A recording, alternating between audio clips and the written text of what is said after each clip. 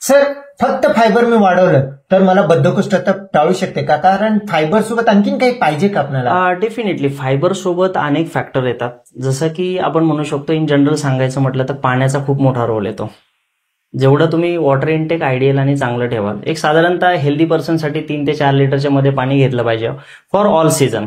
जर water intake चांगला असेल तर त्याला मुवमेंट करण्यासाठी अजून चांगला पुश मिळतो आणि बद्धकोष्ठतेमध्ये त्याची खूप सारी आपल्याला मदत होऊ शकते. त्याच्यामुळे पाण्याच्या व्यतिरिक्त आपण अनेक फॅक्टर बघू शकतो. तुमच्या दैनंदिन जीवनात येणाऱ्या हालचाली, तुम्ही किती ऍक्टिव्हली तुमचं लाईफस्टाईल आहे, किंवा तुम्ही जर सतत बैठक काम करत असाल तर त्याचाही इथे कुठेतरी बद्धकोष्ठतेवरती परिणाम होत असतो.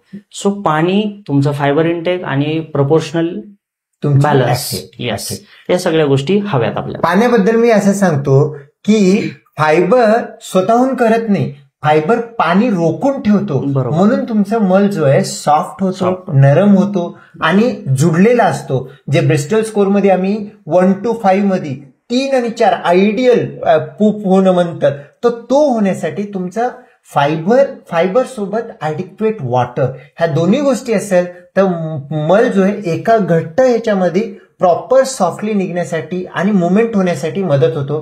त्यामुळे फक्त फायबर ग्रॅज्युअली इन्क्रीज करा, सोबत पाणी सुद्धा प्रॉपर घ्या, तरच तुमचं मोशन चांगलं होईल आणि कॉन्स्टिपेशन, बद्धकोष्ठतेमधून आपण बाहेर निघू शकतो आणि त्याला मदत होईल असं सांगतो.